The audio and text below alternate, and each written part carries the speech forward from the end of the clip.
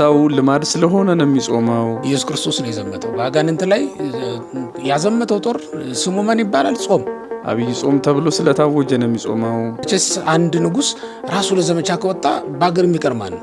ቅድስት የተባለው እኮ እንግዲህ የረከሰ ነገር አለ ማለት እኮ ነው። እግዚአብሔር የማይወደው አጋንንት ይጾማሉ። ሚካኤልም አይበላም፣ ሳጥናኤልም አይበላም። መብራት እኮ የምታበራው አካባቢ በሙሉ ብርሃን እንዲሆን ነው። አሁን አንተ በምትጾመው ጾም ሕዋሳቶቹ ሁሉ ብርሃን እንዲሆኑ ነው። ክርስቶስ አምላካችን መጨረሻ ላይ የተናገረውን ቃሉን መጀመሪያ ላይ መናገር ይችል ነበር። ማለት ገና ሰይጣን ሲመጣ ወግድ ከኋላይ ማለት ይችላል። አስቀድሞ ስጋን ማስገዛት የሚቻልበት ሕግ ሳናወጣ ለካ ሰይጣንም ዝም ይባላል እስከተወሰነ ሰዓት። በውሃ መካከል እሳት ይዞ ማለፍ አይቻልም። በእሳት መካከልም ውሃ ይዘህ ማለፍ ብትፈልግ አስቸጋሪ ነው የሚሆነው አይደል? በኬንያ ኢትዮጵያን ማስተዳደር አይቻልም አይደል? የጾሙ ይሄ ፍሬሙ ሁሉም ነገር አለ፣ ግን ፎቶ የለም። በረከት የሚያመጣ መንግስተ ሰማያትን የሚያወርስ ጾም እንዴት ነው የሚመጣው? በስመ አብ ወወልድ ወመንፈስ ቅዱስ አሐዱ አምላክ። ሰላምና ፍቅር ሞገስና ጸጋ ከእግዚአብሔር ዘንድ ለሁላችን የሚደረግልን። የተወደዳችሁ የልዑል አምላክ የሕያው እግዚአብሔር ቤተሰቦች እንደምንሰነበታችሁ። ይህ ጉባኤ አቅሌስያ ሚዲያ ነው። በዚህ በጉባኤ አቅሌስያ ሚዲያ እንግዲህ የተለያዩ መርሃ ግብሮች ይተላለፋሉ። አብዛኛውን ጊዜ ደግሞ ወቅቱን በተመለከተ በእያንዳንዱ ወቅት ላይ ቤተክርስቲያናችን ለምእመናን የምታስተምረውን ትምህርት ነው ይዘን እየቀረብን የምንገኘው። ለዛሬ እንግዲህ ያለንበት ወቅት የጾም ወቅት ነው። ባለፈው ሳምንት እንደምታስታውሱት የዘወረደን ጾም ምክንያት በማድረግ የጾሙ መግቢያ ሳምንት ማለት ነው አንዳንድ ጉዳዮችን ለማንሳት ሞክረን ነበረ። በአብዛኛው ስናነሳ የነበረው የጾምን ጥቅም አስመልክቶ ነው። ጾም በነቢያት ዘመን፣ ጾም በሐዋርያት ዘመን እና ጾም በመድኃኒታችን በኢየሱስ ክርስቶስ ትምህርት፣ እንዲሁም ጾም በመጨረሻ ያነሳ ነው የነገረ ድህነት መግቢያነቱን፣ ወደ ነገረ ድህነት ለመድረስ የግድ ጾም አስፈላጊነቱን ነው ስናነሳ የነበረ። እንደተማራችሁበት እንደተመለከታችሁትም ተስፋ እናደርጋለን። ዛሬ ደግሞ ከዛ የቀጠለውን እንግዲህ ሁለተኛው ሳምንት ላይ ነው እና የምንገኘው። በዚህኛው ሳምንትም ቤተክርስቲያናችን ምንድን ነው የምታስተምረው? ይሄ ሳምንት የጾም ቅድስት መጀመሪያ ነው እና በዛውም ላይ ሳምንቱ ራሱ ቅድስት ተብሎ ነው የሚጠራው። ጾም ቅድስት ምንላት ዘእግዚእነ አምላክነ መድኃኒነ ኢየሱስ ክርስቶስ የሚሏት መጻሕፍት፣ ቅዱሳት መጻሕፍት የተወደደችውና የተመሰገነችው የመድኃኒታችን ኢየሱስ ክርስቶስ ጾም መግቢያ ሳምንት ነው ይሄ ሳምንትና እንኳን አደረሳችሁ እንላለን። እንደተለመደው እኔና ሊቀ ሊቃውንት ስሙር አለምሮ መጥተናል። ዛሬ እንግዲህ ይህንን ጾም ምክንያት በማድረግ የአብይ ጾም ወይም የጌታችን የመድኃኒታችን ኢየሱስ ክርስቶስ ጾም የምንለው እንግዲህ ከዛሬ ከሰኞ ጀምሮ ያለውን ከዚህ ሳምንት ጀምሮ ማለት ነው ያለውን ጾም ነው። ባለፈው ሳምንት የነበረውን ጾመ ሕርቃል ወይም ዘወረደ ብለን የምንጠራው ነው። በእርግጥ የጾምን ጉዳይ ስናነሳ ትንሽ ረዘም ስላለብን ዘወረደ ምንድን ነው፣ ጾመ ሕርቃል ለምን ተባለ የሚል ነገር አላነሳንም። ምናልባት እዚያ ላይ የምትሰጠው ሀሳብ ካለ እሱን እንደ መግቢያ እንጠቀምና ወደዚህኛው እንገባለን ማለት ነው። ያለፈ ቀለምም ይታወሳል አይደል? ተመልሶ እንደዚያ ለነስ ሁለት ነገር ለማለት ያህል የመጀመሪያው ስለ ሕርቃል በመጠኑ አንስተናል። ዘወረደ ደግሞ እንግዲህ የወረደ ማለት ነው። እንግዲህ መዳረሻችን ትንሳኤው የክርስቶስ ትንሳኤ አይደለ? ስለዚህ የክርስቶስን ትንሳኤ መዳረሻ ካደረግ ነው ሳይወርድ አልሞተም፣ ሳይሞት አልተነሳም።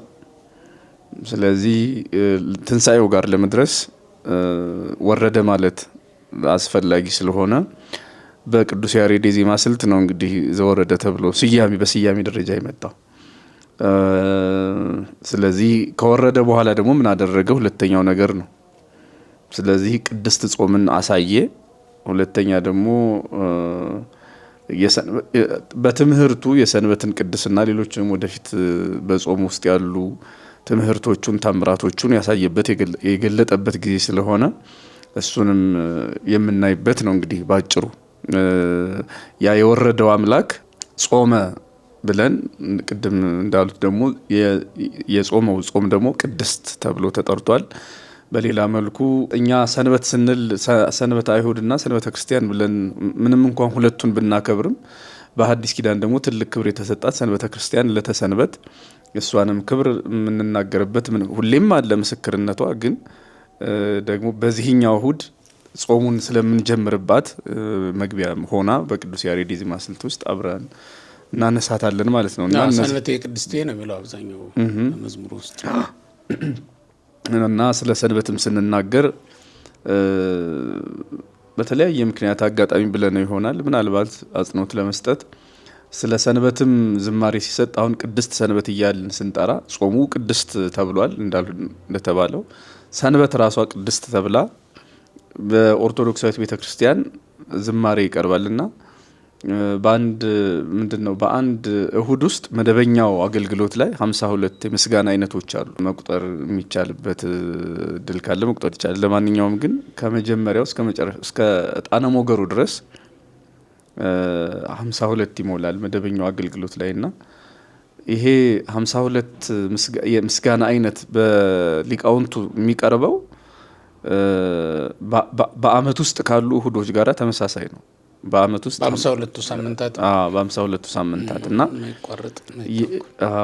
አምላኳ እግዚአብሔርን ምን ያህል እንደምታመሰግን ይሄ ማለት እንግዲህ በዚሁ አጋጣሚ ቅድም ልክ መፍቀሪያነ መብል ወስቴ እንደተባለው የደሞ ስለ ሰንበት ብዙ የማይገባቸው አሉ እና እኛ አሁን ሰንበት ጆሮ ኖሯት ለሰንበት የሚዘመርላት የምትሰማና አይነት ነገር እንደዛ አይደለም። ሰንበት የሚባለው ክርስቶስ ነው። ሰንበት ማለት እረፍት ማለት ነው። ስለዚህ እረፍት ማቴዎስ 11 ላይ እሱ ራሱ ሸክማችሁ የከበደ ወደ እኔ ኑ እኔም አሳርፋችሁ አለው እንዳለው ማረፊያችን ክርስቶስን አምላኳ እግዚአብሔርን የምታመሰግንበት የምስጋና ቀኗ ነው። ቅዱስ ዮሐንስ በራእዩ ምዕራፍ 1 ላይ በጌታ ቀን በመንፈስ ሳለሁ ብሎ የሚናገረዋል። የጌታ ያልሆነ ቀን የለም። ግን እቺ ደግሞ እግዚአብሔር በሐዲሱ ኪዳን ስራ የሰራባት ቀን ናት እና በዚህች ቀን በመንፈስ ሳለዋልና አምላካችን እግዚአብሔር ስራ በሰራባት ቀን እኛም የምንሰራባት የምንባረክባት ሞተን የምንነሳባት ክርስቶስ ዓለምን የሚያሳልፍባት የፈጠረባትን በመሆኗ ልዩ ምስጢር ስላላት በአመት ውስጥ ያሉ እሁዶችን በአንድ ምስጋና ማለት በአንድ እሁድ በአንድ ሰንበት ሌሊቱን ቅድም እንዳልኩት መደበኛው የምስጋና አይነት ላይ ለእግዚአብሔር ምስጋና የምናቀርብበት ዕለት ነው። አሁን ይሄኛው የቅድስት ሰንበት ብቻ ሳይሆን ሁሌም መደበኛው አገልግሎት ላይ ምናልባት አሁን ሌሎቹ በዓላት ተጨምረው ሲሆን አገልግሎቱ ሊለይ ይችላል። ግን መደበኛው የእሁድ አገልግሎት ላይ አይቀርም እኮ ዞሮ ተጨማሪ ነው እንጂ ተጨማሪ ነው የሚሆነው። ግን ተጨማሪዎቹ ቁጥሩን ከፍ ሊያደርጉት ይችላሉ ብዬ ነው። አገልግሎቱ ሰፋ ይላል። እና 52 የምስጋና አይነት እየቀረበ እግዚአብሔር የሚመሰገንባት ናት። ሰንበቴ ቅድስቴ እንግዲህ በብሉይ ኪዳን ጥላ የነበረችው ቀዳሚት ሰንበት አሁን ደግሞ ወደ ሐዲስ ኪዳኗ ወደ ዕለተ እሁድ መጥቶ ተሸጋግሮ ከፍ ብለን በመንፈስ የምንሆንበት እንዲያው ክርስቲያኖች በዚህ ሰንበት በተለየ ሁኔታ ቱታ ለብሰው አስፋልት ዘግተው የቅዳሴ ሰዓት ላይ የትምህርት ሰዓት ላይ ጊዜያቸውን እንዳያባክኑት። ስፖርት ኃጢአት ሊሆን አይችልም። ኃጢአት ነው በደል ነው ብለን አናስተምርም መቼም። ለአምልኮ የምንሳተፍበት ጊዜ ላይ ከሆነ ግን አለመሳተፋችንን ራሱ ኃጢአት ሊሆን ይችላል። እሱን ለማለት ነው ያፈጻጸሙ ጉዳይ። አሁን እሁድ በጣም አስቸጋሪ ነገር የማየው በቅዳሴ ሰዓት አዲስ አበባ እንግዲህ እናንተ ጋር ተጀምሯል። በጣም መንገዶች ይዘጋሉ። ይሁን ሰው ኮሌስትሮል ተጭኖ ከሚገለው ይንቀሳቀስ፣ ችግር የለውም። ማህበራዊ ህይወቱም ምኑም ጤናውም ይጠበቅለታል። ነገር ግን ደግሞ በተለይ ኦርቶዶክሳውያን ከሆኑ መቼ ነው ይህን ማድረግ ያለባቸው? ቅዳሴ ሰዓት ላይ፣ ትምህርት ሰዓት ላይ፣ ኪዳን ሰዓት ላይ ይህንን እንዳያደርጉት። በጌታ ቀን በመንፈስ ነበርኩ እንዳለ እንደ ዮሐንስ ወንጌላዊ በመንፈስ ቅዱስ ደስታ በመንፈስ ቅዱስ ረፍት ሆነን ጭምር የምናሳልፈው ጊዜ ነውና ቅድስት የምንላት እንግዲህ ከብዙ በጥቂቱ ከጾሙ ባሻገር ይህን የሰንበት ልዕልና ጭምር ነው። እሱን ጭምር የምንናገርበት ጊዜ ነው ማለት ነው ስለ ሰንበት። እንደው ካነሳው ዘንድ ግን እውነት ለመናገር አንዳንድ ልምምዶችም እያየን ነው። ያው ይሄ ሰንዴ ማርኬት የሚባለውን በራሱ እኮ ጊዜ ይወስዳል።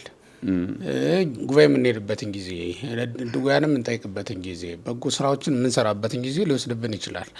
ይሄም ታሳቢ ተደርጎ በምእመናኑ ዘንድ ጊዜ መሰጠት አለበት። አሁን የሰንበት ገበያዎች ልዩ የሚያደርጋቸው ከገበሬው አንዳንድ አዳዲስ እንትኖች እንዳለ ምርቶቹ በቀጥታ የሚመጡበት ቀን ይመስለኛል። እና በተለይ በአዲስ አበባ ከገበሬው የሚል መርሃ ግብር አለ አይደል? በዛ መሰረት በቃ ፍሬሽ የሆኑ ምርቶች ይገኛሉ እዚህ ላይ። ስለዚህ ያችን ለማግኘት ሲል ሰው ሊመጣ ይችላል እና እንደውም የስርዓተ አምልኮ ጊዜ እንግዲህ እንዳይነካ በደንብ በጥንቃቄ እንደው መታየት ያለበት መታሰብ ያለበት ጉዳይ ይመስለኛል እንጂ እንደውን መዝናኛ ስፍራዎች ስለበዙ የገበያውም ጉዳይ ስለናረ እንትን ስላለ ስለጨመረ ቁጥሩ እና አክሰሱም ስላለ በዛ ምክንያት እንደ ቤተክርስቲያን ጊዜ እንዳይጠፋ እንዳይቀር በሰንበት እግዚአብሔር ማሰብ እንዲቻል እናሳስባለን። ያው ቆርበን አርፈን የምንውልበትም ቀን ስለሆነ ነው። ሰንበትን እረፍት ቀን የሚያሰኛት ቆርቦ አርፎ መዋል ነው። ቆርቦ አርፎ መዋል ያልቻለ ሰው ማረፈ ማለት አይቻልም። ያው በነፍስም በስጋም ስለሆነ ማረፍ ያለበት ማለት ነው። እሱን እንደው አሳስበን ለማለፍ ያህል ነው። እንግዲህ እንደተባለው ዘወረደን ብለናል። ከሰማይ ሰማያት ወረደ ማለታችን ነው። መውረዱን ባለፈው ሳምንት አወጅን ማለት ነው። አሁን ላይ ጾመ ብንል ይሰደናል። ምክንያቱም ወረደ ሳንል ጾመ ጸለይ ስለማንል አሁን ጾመ የምንለው ከመውረዱ ከመወለዱ የተነሳ ነው ማለት ነው። ወርዶ ተወልዶ ምን አደረገ ብንል አንዱ ማሳያ የሚሆንን ይሄ ጾም ነው። አሁን የምንይዘው ጾም አምላካችን መድኃኒታችን ኢየሱስ ክርስቶስ ከማየ ዮርዳኖስ ከወጣ በኋላ በእደ ዮሐንስ ከተጠመቀ በኋላ ካከናወናቸው ስራዎች መካከል የመጀመሪያው ነው። በተለይም ደግሞ ለመምህርነት ከተዘጋጀ በኋላ ማለት ነው። የመምህርነት አገልግሎት ሲጀምር የመጀመሪያ ያደረገው ይህንን ጾምን ነው። እንደው በትርጓሜያችን የተቀመጠ አለ። ከጥምቀት ቀጥሎ ጾም ነው። ምንድን ነው ይሄ? እንደው ትንሽ ማብራሪያ ብንሰጥበት ደስ ይለኛል። አዎ ከጥምቀት ቀጥሎ ጾም ነው። እውነት ነው። አሁንም ክርስቲያኖች በ80 ቀን በ40 ይጠመቃሉ፣ በመደበኛው ስርዓት ማለት ነው።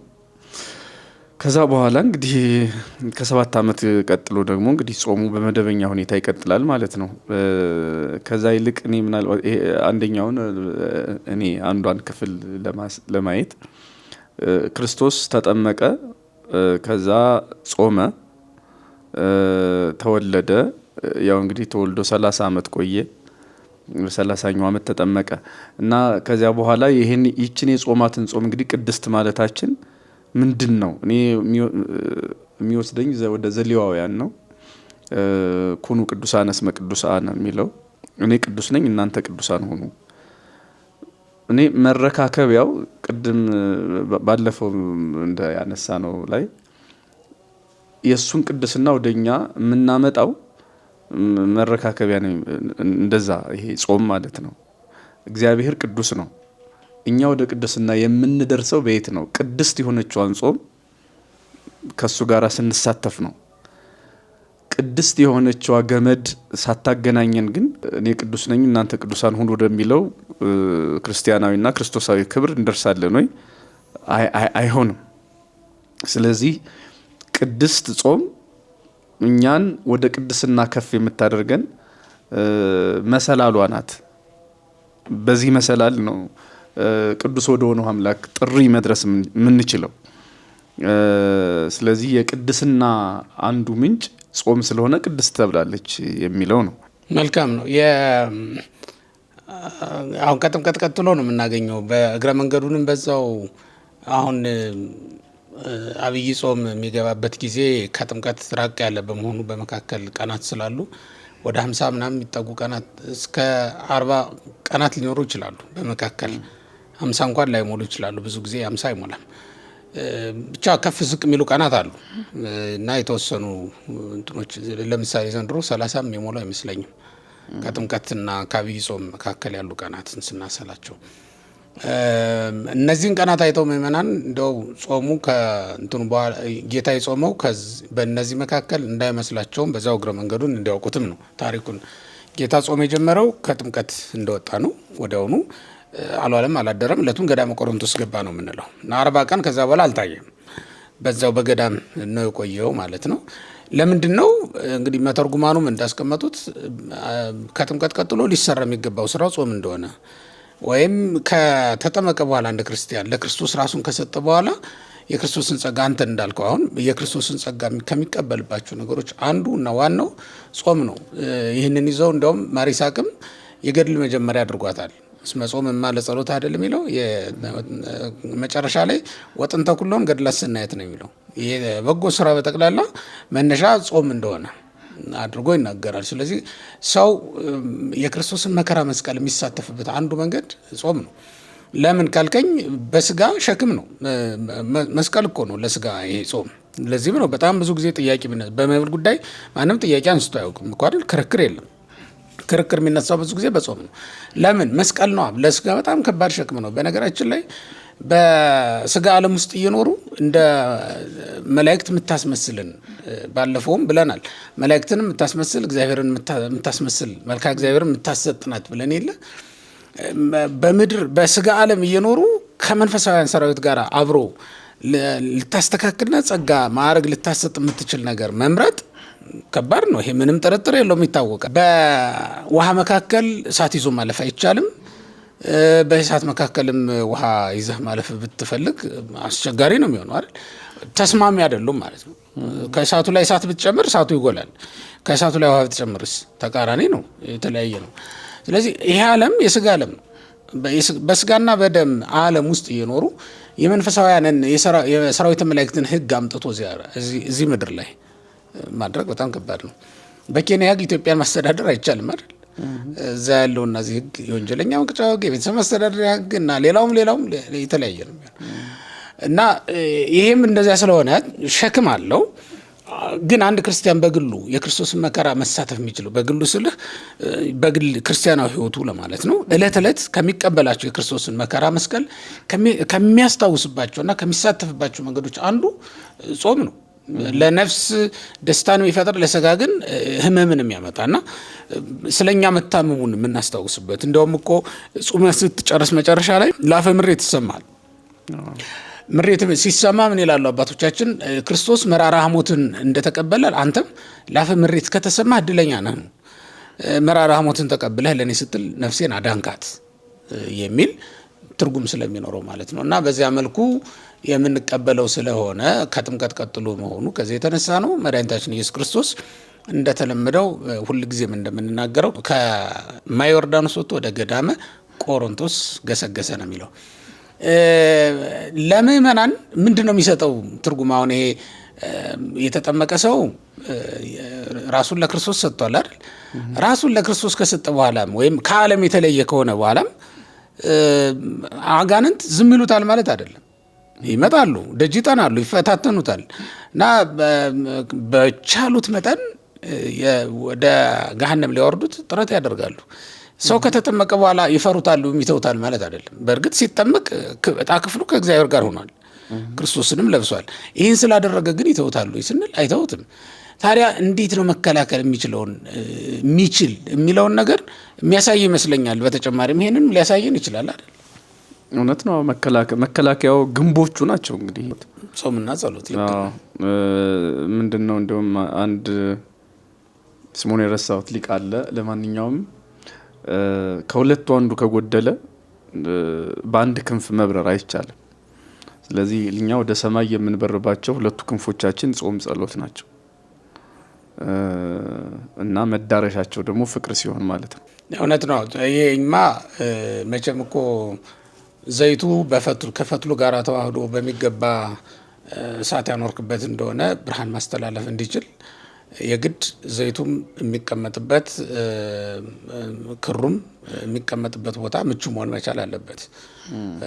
ክሩ ዘይት የሚያስተላልፍበት ነገር ላይ አንቆ ከያዘውና በሚገባ ክሩ ዘይቱን ለእሳቱ ማስተላለፍ ማድረስ ካልቻለ ብርሃን ሊኖር ስለማይችል ማለት ነው።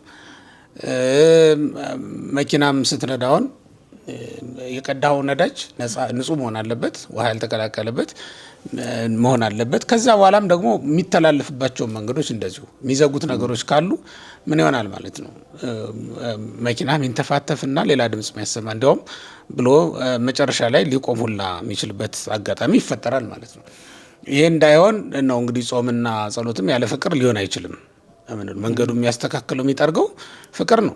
ሁሉንም ነገር ምቹ ሊያደርገው እና ከእግዚአብሔር ጋር የሚያገናኝ ሊያደርገው።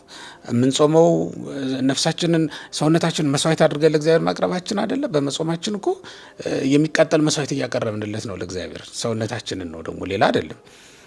በመጸለያችንስ የከንፈራችንን ፍሬ መስዋዕት አድርገን እየሰዋንለት አይደል? ስለዚህ በፈጣሪያችን ፊት እሱን ማቅረብ ያው በፍቅር ሲሆን ደግሞ የበለጠ ያምራል ማለት ነው። እኔ እንኳን ይህን ያነሳሁት ለምንድን ነው? አሁን ክርስቶስ ከወጣ በኋላ ጾም አይደል? ያንን ጾም ሲጾም ነው እንግዲህ አጋንንት ወይም ዲያብሎስ ሊፈትነው መጣ። መጻዘያ ቤክሮ አይደል የሚለው 40 ቀን 40 ሌሊት ከጾመ በኋላ ፈታኝ መጣ ተብሎ ነው የተጻፈው። እና ምእመናን በዛው እግረ መንገዱን ይሄንንም እንዲያውቁት ለማለት ነው። ያው ከተጠመቁ ይጾማሉ፣ ከጾሙ ደግሞ አጋንንት ይመጣሉ የሚለው ነው። ያው ብርሃን ካለ በራሪ ነገሮች ይመጡ የለ ብርሃን ባለበት አሁን መብራትህን ብታጠፋው እነዚህ ትንኞች ሁሉ አርፎ ይቀመጣሉ። ካበራኸው ግን ይመጣሉ። አጋንንትም እንደዛ ናቸው። ሰነፍ ነፍስን ከቦ አይኖሩም። ደግሞ ለጸሎት ለአምልኮ የምትተጋ ነፍስን ደግሞ ተከትለው የሚሄዱ ናቸው ማለት ነው። እንግዲህ ይህንን ሳምንት ስናከብር መድኃኒታችን ኢየሱስ ክርስቶስ የጾመውን ጾም እያስታወስ ነው። 40 ቀን በሙሉ የእሱ ጾም ነው። ግን በእነዚህ ጾሞች የተለያዩ ታሪኮችን ከወንጌል በማውጣት አሁን ቀጥሎ ምኩራብ እንላለን፣ መጻጉዕ እንላለን። ያደረገውን ታምራት ያስተማረውን ትምህርት እያስታወስንበት የምንሄድ ነው እንግዲህ እስከ መጨረሻው የሚሆነው። በተለየ ሁኔታ ግን እዚህኛው ላይ ደግሞ አሁን ቅኔ ቤት ሳለን ቅኔ የምንቆጥርበት የነበረው ከዛ በኋላም በምናደርጋቸው አገልግሎቶች ሁሉ በዋናነት የምናስታውሰው ጌታችን ኢየሱስ ክርስቶስ ገዳመ ቆሮንቶስ ገብቶ 40 መዓልት 40 ሌሊት መጾሙን ነው።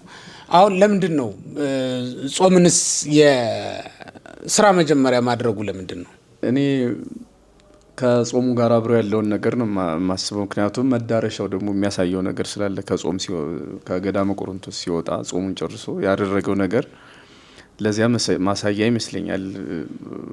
በጾም ገዳማዊ ሕይወትን አብሮ አሳይቶናል። ገዳማዊ ሕይወት ብቻ አይደለም፣ ክርስቲያናዊ ሕይወትም ነው። ስለዚህ ክርስቲያናዊ ሕይወት የስራ መጀመሪያ የሚያደርገው ከዚህ በፊትም በነበሩት ውይይቶቻችን እንዳልነው ጾም ነው።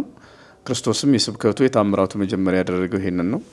ማንም ሰው ታምር ሲያደርግ፣ ማንም ሰው ድውያንን ለመፈወስ ሰዎችን ለማስተማር የሚያስቀድመው ነገር ቢኖር ይሄ ነው። ከዚህ በፊትም በሌሎቹ ነቢያት እንዳል ነው ማለት ነው።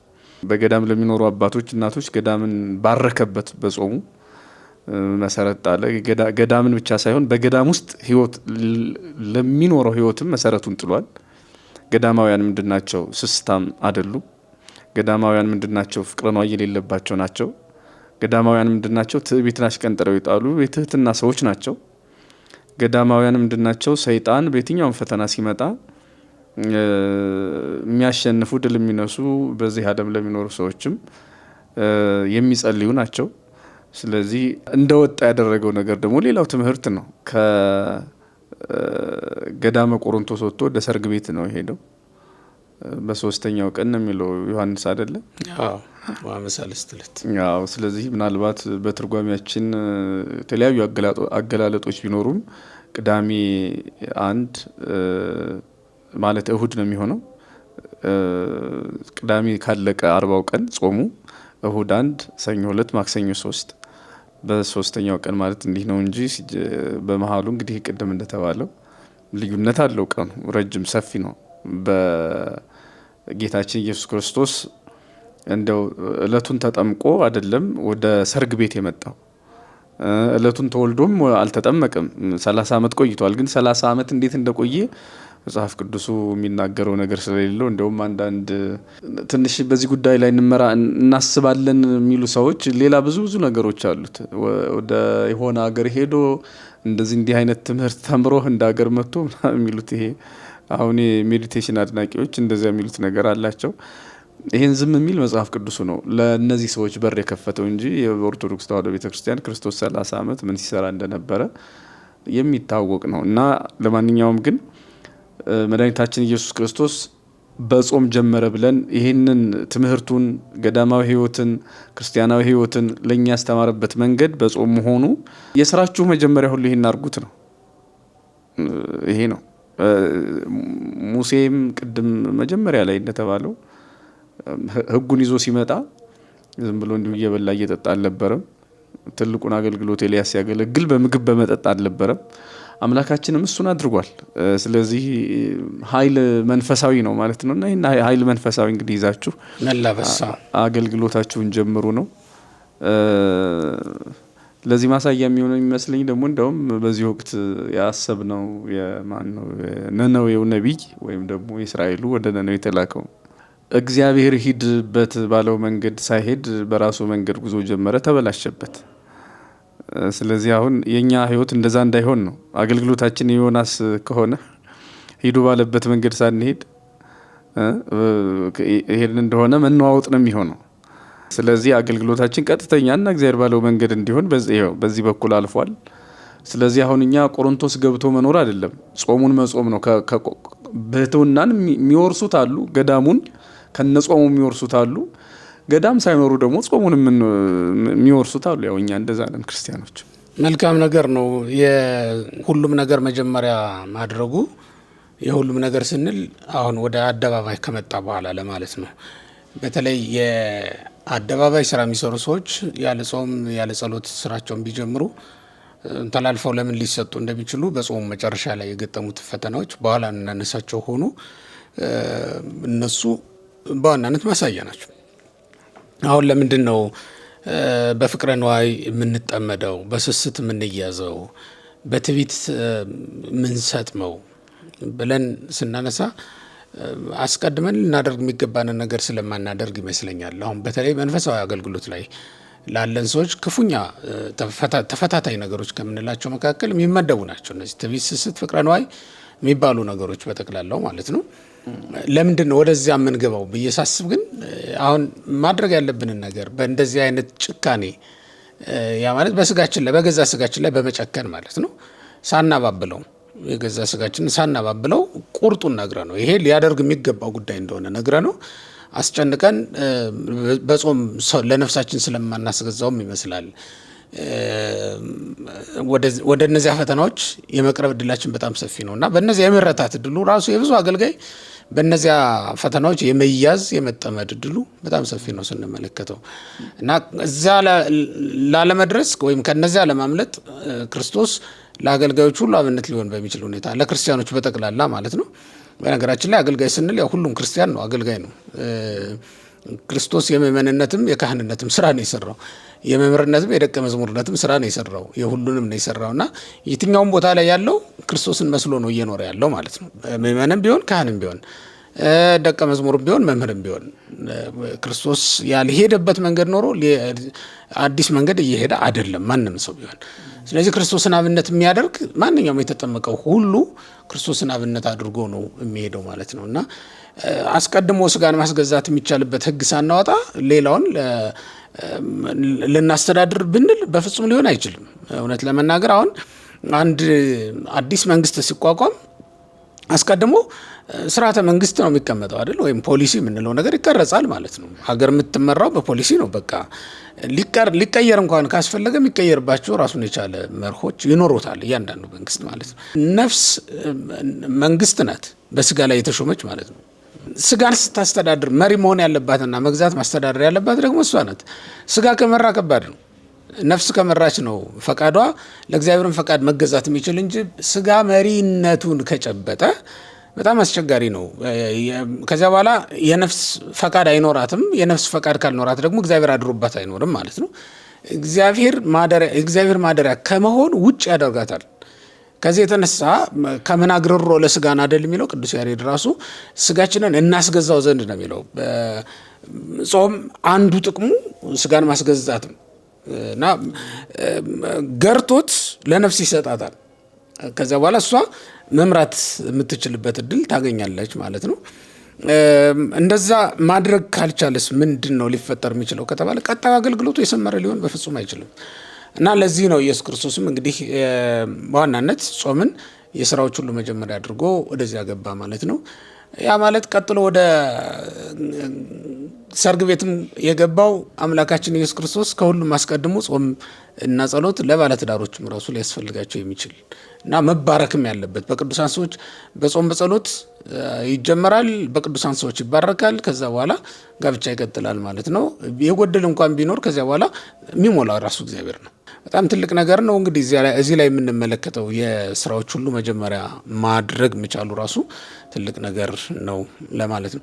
እግረ መንገዱን ግን የክርስቶስን ሰውነት በሚገባ ያሳያል። ይሄ አይደል? እውነት ነው።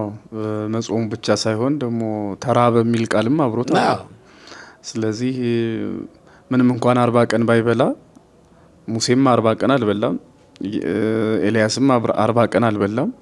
ክርስቶስ አምላካችንም ደግሞ እየራበው 40 ቀን አልበላም። ምግብ ስለማያስፈልገው አይደለም። የለበሰው ስጋ ምግብ ያስፈልገዋል።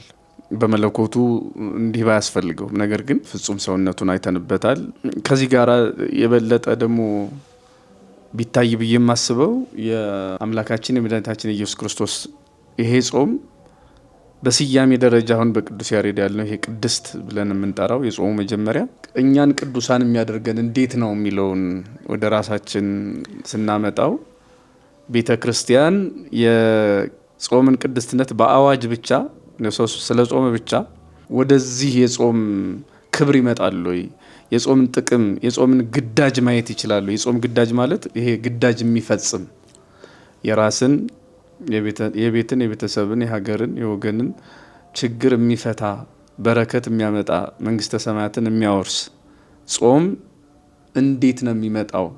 እኔ በቅድስት ጾም ላይ ቅድስና ካልመጣ ምናልባት ከዚህ በፊት ያነሳ ነው መሰለኝ አጋንንት ይጾማሉ ስንል ያው እንደ መላእክት ማለት ነው። በተፈጥሯቸው ሚካኤልም አይበላም፣ ሳጥናኤልም አይበላም። በቅድስት ባህሪ ስለሌላቸው ተፈጥሯቸው ስላልሆነ፣ ነገር ግን እኛ ብልጫችን ምንድን ነው? ልክ የአይሁዳዊ ብልጫው ምንድን ነው እንዳለ በዚህ ቅድስት በሆነች ጾም መጀመሪያ ላይ ሰው ልማድ ስለሆነ ነው የሚጾመው። አብይ ጾም ተብሎ ስለታወጀ ነው የሚጾመው። ምንድን ነው? በምን መልኩ ነው ቅድስናን ለራሱ ማድረግ የሚገባው? ቅድስት እያለ ጾሙን እሱ ካልተቀደሰ ምን ትርጉም አለው? እና ምናልባት እኔ አንድ ነገር ለመጨመር እዚህ ላይ ማቴዎስ 6:16 ነው። አንተ ግን በምትጾምበት ጊዜ ፊትህን ታጠብ፣ ራስህን ተቀባ። በቃ ሁሌም ሊረሳው የማይገባ የቅድስና አንዱ ምንጭ ነው ብዬ የማስበው ይሄ ነው። አንዱ ሰው ፊቱን ሳይታጠብ ራሱን ሳይቀባ ቢጾም ጾሙ ቅድስት ብሎ ሊቀጥል ይችላል። እኛ ግን የተቀደሰ ሕይወት አይኖረንም። ስለዚህ ባጭሩ ራስን መቀባት ፍቅር ነው ቅባት የተባለው። የቤተ ክርስቲያን መተርጉማን ይህንን ቅባት የተባለውን ሲተረጉሙት ቅባት ያው በዘመኑ እንግዲህ ዘይት አሁን ብዙ ትርጉም ሊኖረው ይችላል። ደግሞ ጥንት የበለጠ የቤት መስሪያ አድርገውታል። አለት ላይ አፍስሰው ምግብ አድርገውታል፣ የሚበራ አድርገውታል። ስለዚህ ዘይት ሲባል የወል ስም ስለሆነ እንደው ምግቡ ብቻ እንዳይመስል ብዬ ነው። የሚቀቡትም ነው እና ይሄ የዘይቱ አይነት ነው የሚለያየው። እና ዘይት በባህሪው ቅባቱ የትኛውም ነገር ላይ ቢጨመር ይንሳፈፋል እንጂ ከስራ አይሆንም። ራስህን ተቀባ ማለት ዘይቱን የሚያሳየው ምንም ነገር የማይሸፍነው ምንም ነገር የማይጋርደው ማለት ነው። በጾማችን ወቅት በክርስትና ሕይወት ውስጥ ሊታዩ የማይገባቸው ነገሮች እየታዩ ጾማችንን እንዳይጫኑት፣ ጾማችን ከታች እንዳይሆን የሚያስጠነቅቅ መልእክት ነው። ራስህን ተቀባ፣ ፊትህን ታጠብ፣ ያው የታወቀ ነው። የንስሐን ባይኖርህ ማለት ነው። ስለዚህ የተቀደሰ ሕይወት የምንኖረው እንዲኖረንም የሚያደርገው አንዱ ይሄ ቃል ተፈጻሚ ሲሆን ነው። ክርስቶስ አምላካችን መጨረሻ ላይ የተናገረውን ቃሉን መጀመሪያ ላይ መናገር ይችል ነበር። ማለት ገና ሰይጣን ሲመጣ ወግድ ከኋላ ማለት ይችላል፣ ግን ዝም አለው። ለካ ሰይጣንም ዝም ይባላል እስከተወሰነ ሰዓት።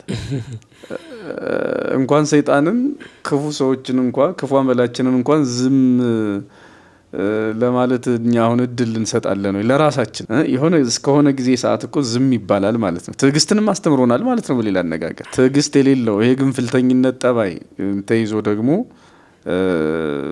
ቅድስና የሚባለው ነገር ህይወታችን ላይ አይመጣም። ስለዚህ እኔ ቅዱስ ነኝ እናንተም ቅዱሳን ሁኑ ያለን አምላክ ወደሱ የተቀደሰ ጾም ስንሸጋገር ወደ ጾም በረከት ስንመጣ እነዚህ ትዕግስት እና ቅድም ያልነው ፍቅር ደግሞም ቅባቱ ይሄ ንስሐው ማለት ነው ምንድነው ፊትህን ታጠብ ያለበት ውሃው እሱ የግዱን ያስፈልገናል።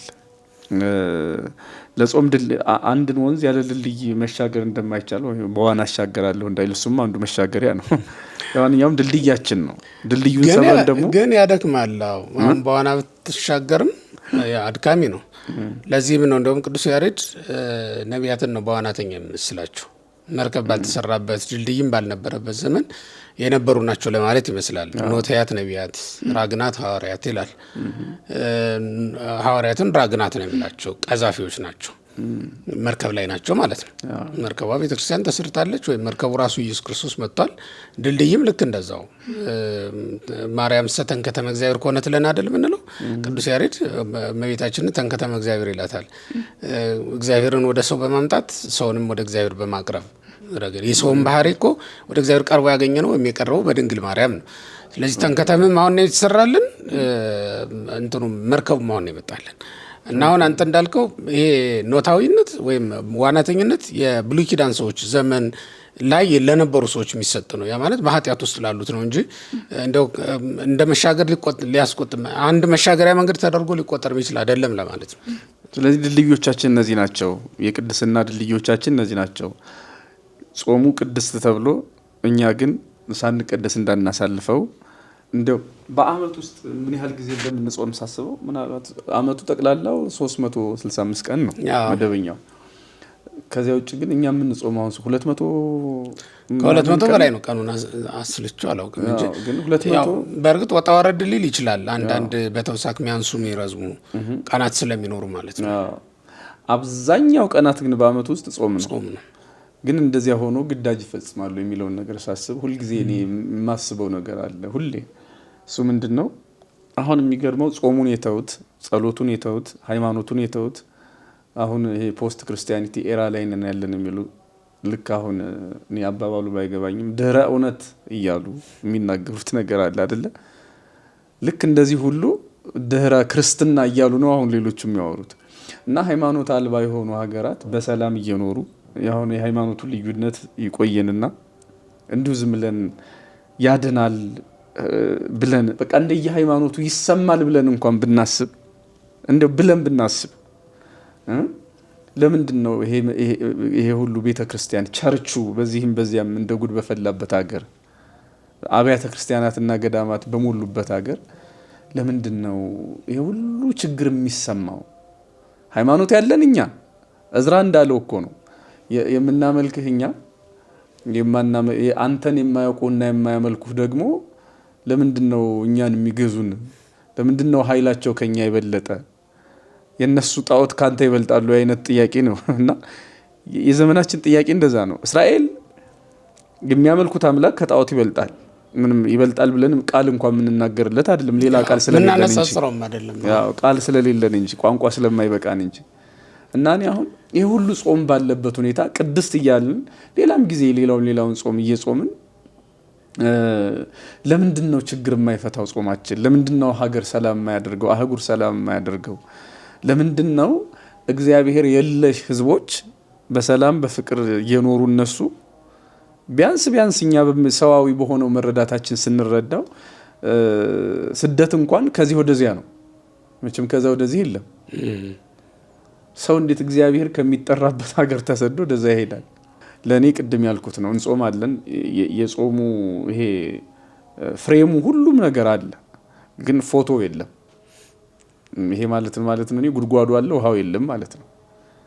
ወይም ደግሞ ወርቁ የለም ሚዛኑ አለ ማለት ነው። ይሄ ፍሬ የሌለው ነገር እንዳይሆን በእርግጥ ግዳጅ የሚፈጽም ጾም ጸሎት እንዲሆን እግዚአብሔር የሚወደው ጾም ቢጾም እኔ የመረጥኩት ጾም ይሄ ነውን የሚለው አሁን ቅድስት የተባለው እኮ እንግዲህ የረከሰ ነገር አለ ማለት እኮ ነው እግዚአብሔር የማይወደው። ስለዚህ እግዚአብሔር የሚወደውን ጾም ለመጾም እንግዲህ አንዱ ይሄ ቅድም ያልኩት ነው ባጭሩ ለኔ።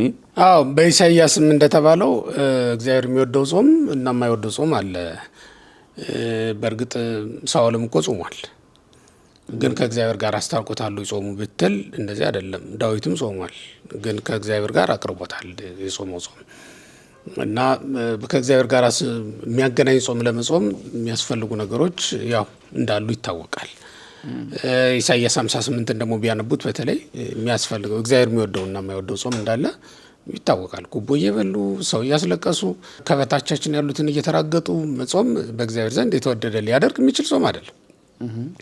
ስለዚህ ማንኛውም ሰው በጥንቃቄ እግዚአብሔር እንዲወደው አድርጎ ማቅረብና መጾም እንዳለበት ከወዲሁ ሳናሳስብ አናልፍም። ስናነሳቸው የነበሩት አሁን ህዋሳትን ይቀድሳሉ የምንላቸው አሁን ህዋሳቶቻችን ቅዱሳን እንዲሆኑ ነው አይደል? ዋናው ትልቁ ነገር መብራት እኮ የምታበረው አካባቢ በሙሉ ብርሃን እንዲሆን ነው። አሁን አንተ በምትጾመው ጾም ህዋሳቶች ሁሉ ብርሃን እንዲሆኑ ነው።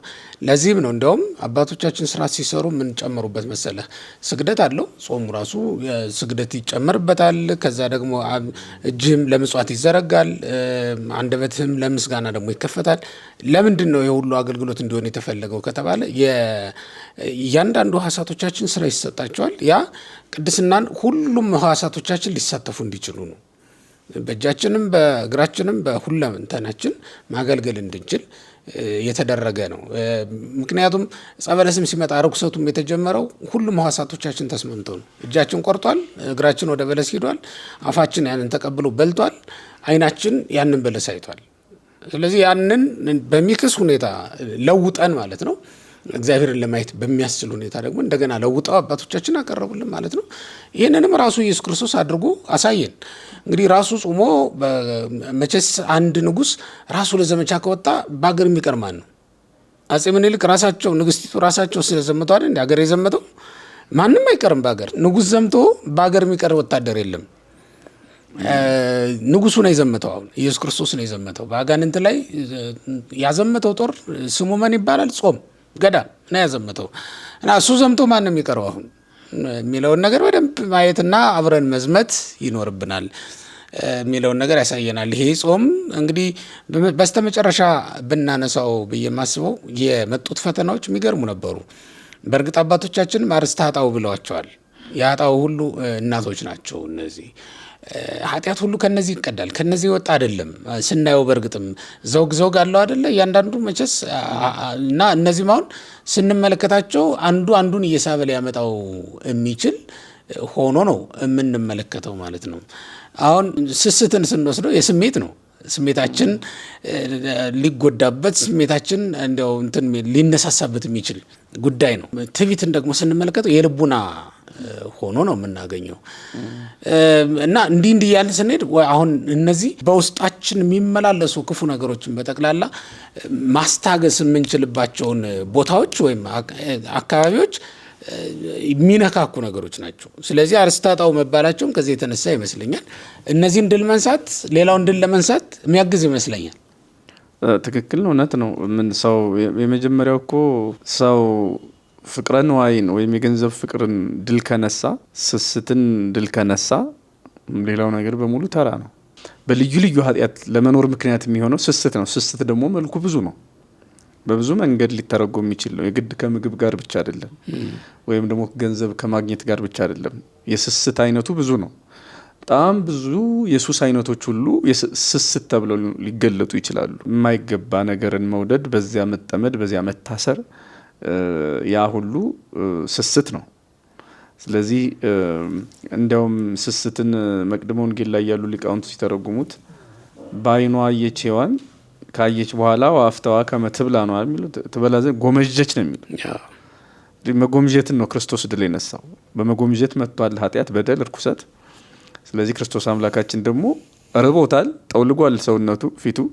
ነገር ግን እነዚህን ድንጋዮች ዳቦ አድርገህ እንብላ ሲለው ሰይጣን ልብላ እንዲህ ብሎ መጎምጀትን ወይም ደግሞ ለስሜት መገዛትን አላሳየንም። ቅድስና ከዚህ በላይ ምን አለ? ስለዚህ ይህንን ነው እንግዲህ ቅድስት እያልን የምናከብረው። ዝም ብሎ ግዑዝ ነገር ወይም ደግሞ ምንድን ነው ይሄ የማይታይ የማይጨበጥ ነገር አይደለም ቅድስት እያልን የምንጠራው። ጾሙ የሚባለውም እስከ 9 ወይ ደግሞ እስከ 11 መጾሙን አይደለም፣ ወይም እስከ ምሽት 1 ሰዓት መጾም አይደለም። ማለቴ በዚህ ሰዓት ውስጥ የሚታሰበው ይሄ ድንቅ ነገር ነው፣ የምናሸንፈው ነገር ነው እና እንደውም ሊቃውንቱ በሶስት መልኩ ተርጉመውታል አይደለም? ይሄ ስስት በማን ይጸናል? ትዕቢት በማን ይጸናል? ገንዘብ መውደድ በምን ይጸናል የሚለውንም ለምሳሌ ገንዘብ መውደድ በነገስታትም በሽማግሌዎቹ ምክንያቱም ከደከምኩ በኋላ ጉልበቴ ካለቀ በኋላ እኔ ከፈዘዘ ጉልበቴ ከደነገዘ በኋላ ማን ያበላኛል ያጠጣኛል የሚል ስጋት አላቸው። ስለዚህ እርጅናቸውን ስለሚፈሩት በሰው እጅ ላለመውደቅ ሲሉ ገንዘብ ማጠራቀምን መውደድን ይወዳሉ። ሰሎሞንም ለዛ መሰለኝ ይሄንን ሲያወግዝ ሰለስተ ግብራት አስቆረረት ነፍሴ እንዘ አረጋዊ ዘማዊ እንዘ ባዕል ደንጻዊ እንዘ ነዳይ ቡያ የለማኝ ኩሩ በጣም ሰሎሞን አልወድም ብሏል። አመፀኛ ለማለት ነው። እንደዚያ ነው። አይ አለ ድርሻውን የሚጠይቅ የሚመስል አለ ማምን ልመና ሳይሆን ድርሻ ጠያቂ የሚመስል መሰል እና ደግሞ አለምንም ብሎ በትዕቢት ምክንያት የሚሞት ስለምን አልታይም ብሎ ሰው ካጣቢ ለምን ምንም በቤተክርስቲያናችን ታሪክ እመቤታችን እኮ ለምናለች፣ ቁራሽ እንጀራ ለምናለች። ይሄ ግን መቼስ ልጇ በፈቃዱ የሆነው ነው ይሁን ብሎ ያደረገው ነው እንጂ የመሳን አይደለም። ለሰው ግን በቃ ለባህሪው ድካም ተስማምቶት ቢለምን ነውር አይደለም። በእርግጥ ልመና እኮ መልኩ ተለዋውጠ ነው እንጂ ሌላው አንዳንዱ አዳፋ ለብሶ ሌላው ገበርዲንና ማለት ሱፍ ለብሶ የሀገር ውክልና የሀገር መልክ ይዞ ይለምናል እንጂ የማይለምን ማን አለ? ማንም የለም። ሙሉ ሊሆን የሚችል ህይወት የለም እኮ የትኛውም ቦታ ላይ ሙሉ አይደለም። ስለዚህ ያው መለመን አይቀር። ለምሳሌ የሀገር መሪዎች ልዩነቱ ስለመብርሃን ብለው አለመለመናቸው ነው እንጂ እኮ ሲለምኑ የሀብታም ሀገራትን ኪስ ሲለምኑ ነው። አይኤምኤፍን የማይማጸን ማን አለ? ሁሉም ይለምናል። ለማንኛውም ግን ገንዘብ መውደድ በሽማግሌዎች ይጸናል እና እሱንም ድል ነስቶታል። ገንዘብ ጥሉ ወይም ደግሞ ገንዘብ አይኑራችሁ ሳይሆን ስስታችሁን አርቁ ለማለት። ትዕቢት በካህናትም በነገስታትም አለ መሰለኝ።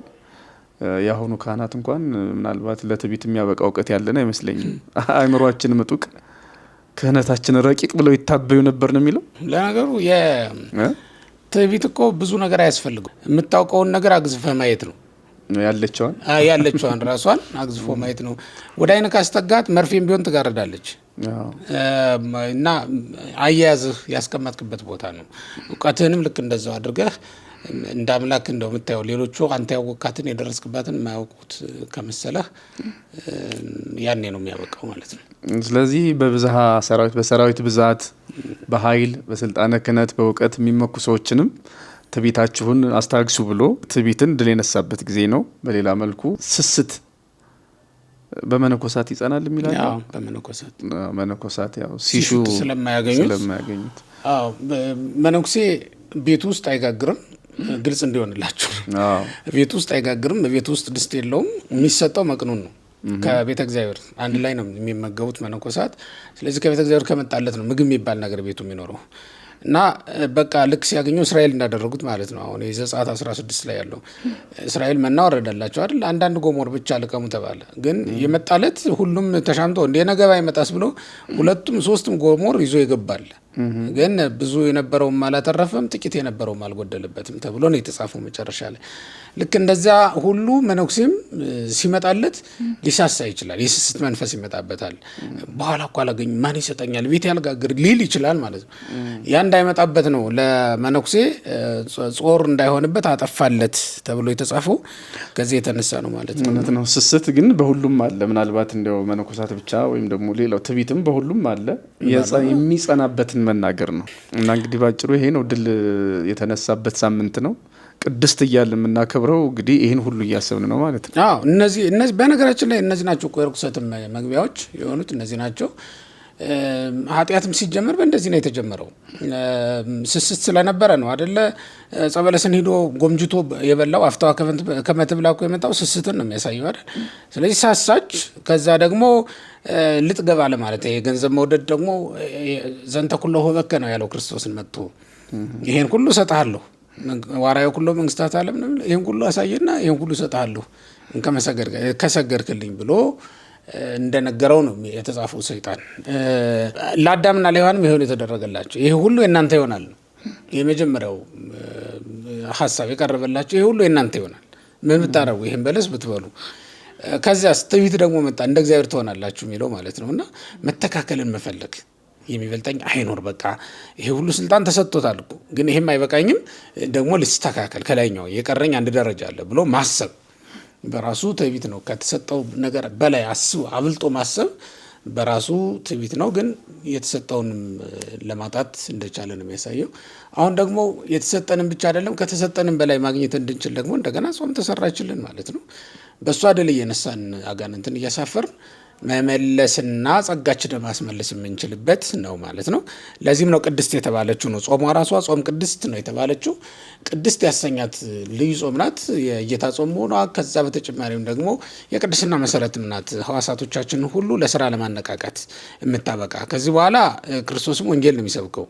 ከዚህ በኋላ ታምራት ነው የሚያደርገው። ለህዝቡ በጎ ነገርን ነው የሚያደርገው።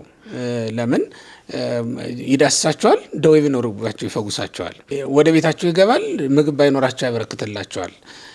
ሌሎችንም በጎ ነገሮች ሲያደርግ ነው ያየ ነው። ምክንያቱም ወዲያው እንደወጣ ውሃውን ወይን ጠጅ ነው ያደረገው። ድውያንን ነው የፈውሰው። ከተራራም ሲወርድ የሚላል አይደለ? ልክ ከተራራ ሲወርድ እንደ አጠቃላይ ህዝቡን መሰብሰብ የጀመረውና ለሰው ያለውን ፍቅር መግለጥ የጀመረው ከዛ በኋላ እንደሆነ ነው የሚያሳየው። የትዕቢትም የስስትም ጾር ስለሌለበት ከዛ በኋላ ምን ሆነ? ትዕቢት እንደሌለበት ያሳይ ዘንድ ዝቅ ብሎ እግር አጠበ። ስስት እንደሌለበት ያሳይ ዘንድ ለሁሉም እንጀራ ሰጠ። እነዚህ ሁሉ እንዴት እንደተራቡ ይሄዳሉ ብሎ ማለት ነው። ለዚያውም 5 እንጀራ ባለበት ቤት ውስጥ 5000 ሰው ጠራ ማለት ነው። ተመልከት፣ 5 እንጀራ ይዘህ 5000 ሰው መጋበዝ፣ 5000 ሰው ኑ ብሉ ብለህ መጥራት በራሱ ትልቅ ነገር ነው አይደል? ስስት ምን ያህል እንደተረታች በዚህ ጾም ምን ያህል ምንም ቅሬት እንጥፍጣፊ ሳይኖረት ወጥተሽ ውደቂ እንደተባለች ከሰው ልብ እንዴት አድርጎ እንዳወጣት ተመልከት። እሱ ብቻ ቢሆን ባልገረመን ደቀ መዛሙርቱ ራሳቸው ያላቸውን ሳይደብቁ ነው የተናገሩት። ኧረ ምንም የለን አይደለም ያሉት። በእርግጥ ከ5000 ሰው አንጻር እኮ 5 እንጀራ ምንም የለም የሚባልበት ነበር። ግን ያንንም ራሱ አልደበቁም። 7 እንጀራም ነበራቸው። ኧረ ምንም የለም አይደለም ያሉት። አይ 7 እንጀራ አለ፣ ግን ለዚህ ሁሉ ሰው ምን ያደርጋል ብለው ግልጹን ነው የተናገሩት። አሁን ተመልከት፣ ከራሱ ብቻ ሳይሆን አብረውት ካሉትም ስስትን አጥፍቷል ማለት ነው። እሷን ራሷን አምጧት ሲባሉ ምንም አላሉም። እሺ ነው ያሉት። እኛስ ብለን እንበላለን ማታ አላሉ። ወስደው ሰጡት እጁ ላይ። ለምን? አስቀድሞ ስስትን ድል ነስቶት ስለነበር፣ ይሄ ስስትን መንፈስ አረቆት ስለነበር በቃ በቂ ነበር ማለት ነው። አሁን በእውነት የስስት መንፈስ ባይኖር ኖሮ ዓለም ምድር ያፈራቸው ነገር ለሁላችን ባልበቃንም ነበር። በአንዳንዱ ቦታ እኮ ተርፎ ይደፋል። የትዕቢት መንፈስ ባይኖር ኖሮ በእውነት አሁን አንዱን ጨርቃም ብሎ ሊሰድበውና ንቆ አጥቅቶ ሊመለከተው ይችል ነበር እንዴ? እንደዛ ሊሆን አይችልም ነበር። ግን የትዕቢት መንፈስም አለ፣ የስስት መንፈስም አለ። ሌላም የፍቅረ ነዋይ የሚባለው አንዱ ቢሊየን ቁጥር ያስጠራል። ያለው ሀብት ሲሰበሰብ በቢሊየን የሚቆጠር ይሆናል። ከዚያ ቢሊየን ሀብት መካከል እንዲች የምትወዛወዝ መብላት አቅቷት ጦሟን አድራ ምሳ ብቻ ቋጥራ የመጣች ደግሞ ሰራተኛ አለች። እዚያ ወርቅ በሞላበት ቤት ውስጥ የምትሰራ ማለት ነው። እንግዲህ አስብ እንዴት አይነት ዓለም ውስጥ እንደምንኖር አስብ። የ40 ሚሊዮን ብር መኪና የሚነዳ ሰው ይኖራል፣ ባጠገብህ ያልፋል፣ ወይም ጎረቤትህ ነው። አንተ ደግሞ 4 ዓመት የለበስከው ጫማ ነው ዛሬ ሊኖር የሚችለው ማለት ነው። አንተ ስል መቼም ምናን ጫማህን እንዳያዩ እና አሁን ልዩነቱን ነው እያነጻጸርኩልህ ያለሁት። ለምን መሰለህ ያንን ያነሳሁት? ስስት ቢኖር ነው አልበቃን ያለ ነው እንጂ ስስት ባይኖር ኖሮ በቂ ነበር። አንዱ የሌላውን ግዛት በመፈለግ ትልቁ ጦርነት እኮ አሁንም ስስት ነው። አሜሪካ 50 ምናምን ሀገር አልበቃት ብሎ ደሞ ሌላ ይሄ ዓለሙ ራሱ ስስት ላይ ነው። ይሄ ሁሉ ሀብት እያለ ይሄ ሁሉ የበላይነትም እያለ ሌላ የበላይነት ደግሞ ለማንኛውም ስስት ቃራሚ ያደርጋል። ስስት በራሱ ቃራሚ ያደርጋል። በቃኝ አያስብልም። ምልክቶቹ ናቸው እነዚህ። በቃኝ አያስብልም። ራስ ወዳድም ያደርጋል። በነገራችን ላይ ልትገበው ልብላው ብሎ መመኘትን ያሰኛል። የሚገርመው ነገር የመጣልህ ብቻ እንኳን አይበቃህም፣ ሌላም ታስባለህ። በስስት መንፈስ ውስጥ የተዋጣ ሰው ሌላም ያስባል። እየቆየ ሌላም እያሰበ ነው። እንደውም አጠገቡ ያሉ ሱቆችን ሁሉ ማዋጥ ይፈልጋል እና እነሱ እንዲጠፉ በጀት ሁሉ ሊመድብ ይችላል። እኮ ስስት ነው። እኔ ብቻ ልኖርበት ብሎ ማሰብ ነው። በነገራችን ላይ ስስት ባህር ዛፍነት ነው።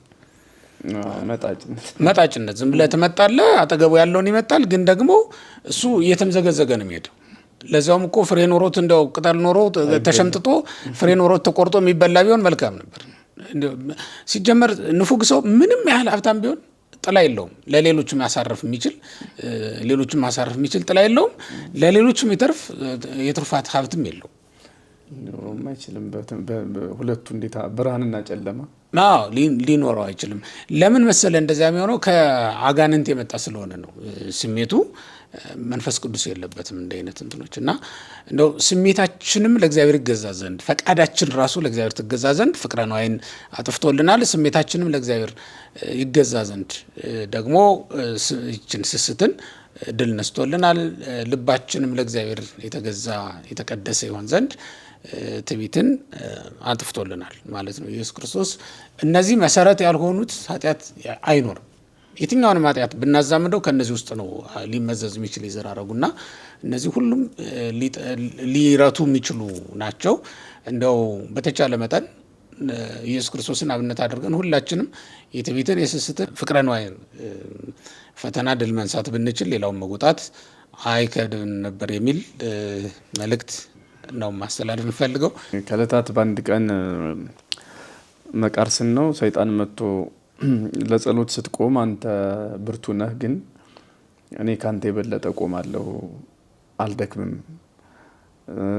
ብዙ ትጾማለህ፣ እሱም አይገርም፣ እኔም አልበላም እያለ የርንጦንስን በጎ ስራ መሰከረ፣ ተናገረና ሰይጣን ነገር ግን በአንድ ነገር ትበልጠኛለህ፣ እሱም ትዕግስትህና ትሕትናህ ነው ብሎ መሰከረለት ይባላል። እንግዲህ በመጻሕፍቶቻችን ሰይጣን ማስመሰል እንኳን የማይችለው ትልቅ ሀብት ቢኖር ትሕትናና ትዕግስት ነው። አምላካችን በቆሮንቶስ ገዳም ያሳየን ማለት ነው። እና ትሕትና ቅድስት ናት። ፍላጎትን ወይም ደግሞ ምኞትን፣ ስስትን ድል መንሳት በራሱ ሌላ ቅድስና ነው። ቅድስት እያለ የምንዘረዝረው እንግዲህ እነዚህም ነው። መልካም ከበረከተ ጾሙ ያሳትፈን። እንግዲህ ህዋሳቶቻችን ሁሉ ቅዱሳን የምናደርግበትና ለእግዚአብሔር የተለየ አገልግሎት መስጠት የሚችሉበት ጾም እንዲሆን ነው እየጾምን ያለ ነው። ይልቁንም ደግሞ የአጋንንትን ኃይል ድል ነስተን የእኛን ኃይል አበርትተን ደግሞ በእግዚአብሔር ፊት ዋጋም የሚያስገኝ ስራ መስራት የምንችልበት ዘመን እንዲመጣልን በሚገባ በደንብ በጥንቃቄ መጾም ይኖርብናል። ከዚህ ሁሉ ጋራ ግን እውነት ለመናገር ክፉ ነገሮችን በጠቅላላው በመጸየፍ ሊሆን ይገባል ጾማችን። በተንኮል፣ በምቀኝነት፣ በአድመኝነት በየትኛውም ነገር እየተሳተፍንና ከጎጠኝነት ከዘረኝነትና ሰው ከሚራኮትባቸው የኃጢአት ስራዎች ሁሉ ሳንለይ ጾምን ብንል ይሄ እግዚአብሔር የሚያስደስት ጾም ሊሆን በፍጹም አይገባም፣ አይችልም እና እንደው እግዚአብሔር የሚወደው ጾም አድርገን እንድንጾም ከወዲሁ ማሳሰብ እንፈልጋለን። ምንም እንኳን እንጀራው ነጭ ቢሆንም በጥሩ ዕቃ ካልመጣላችሁ ደስ እንደማይላችሁ ሁሉ ጾሙ እውነት ነው። እስከ 9 ሰዓት ድረስ ከንፈራችን እስኪያር ድረስ ከእህልና ከውሃ እንከለከላለን። ግን ደግሞ ነፍሳችን ልባችንን ከኃጢአት ስለማንከለክለው አንደበታችንን ክፉ ከመናገር ልባችንን ክፉ ከማሰብ ሰውነታችን በጠቅላላ ክፉ ከማድረግ ስለማንከለክላቸው ጾማችን ዋጋ ላይ ሰጠን እየቻለ አይደለም በእውነት እና ስትጾሙ ውላችሁም አትስከሩ። በእውነት ሲጾሙ ውሎም ወደ ማይገባ ስፍራ የሚሄድ ሰው ካለ እሱም በሚገባ ራሱን መግዛትና ማስተካከል ይኖርበታል። ለጾምና ለጸሎት ብላችሁ ተስማምታችሁ ደግሞ ባልና ሚስትም እንዲሁ ልክ በአልጋት በምንጣፍ ተለያይታችሁ እግዚአብሔርን መለመን የሚገባን ወቅት ላይ ነው የምንገኘው። በእውነት እዝራ ከጾመበት፣ ነህሚያ ከጾመበት እና ዳዊትም ካለቀሰበት ወራት ይሄ አሁን የሚለይ ነገር አይደለም። ዓለም በብዙ ነገር እየተጎዳች ያለችበት ዘመን ነው። ልብ ያላችሁ እናንተ ግን ጸልዩ፣ ጾሙ እንላለን። እግዚአብሔር ይስጥልን። ሰላም ነው።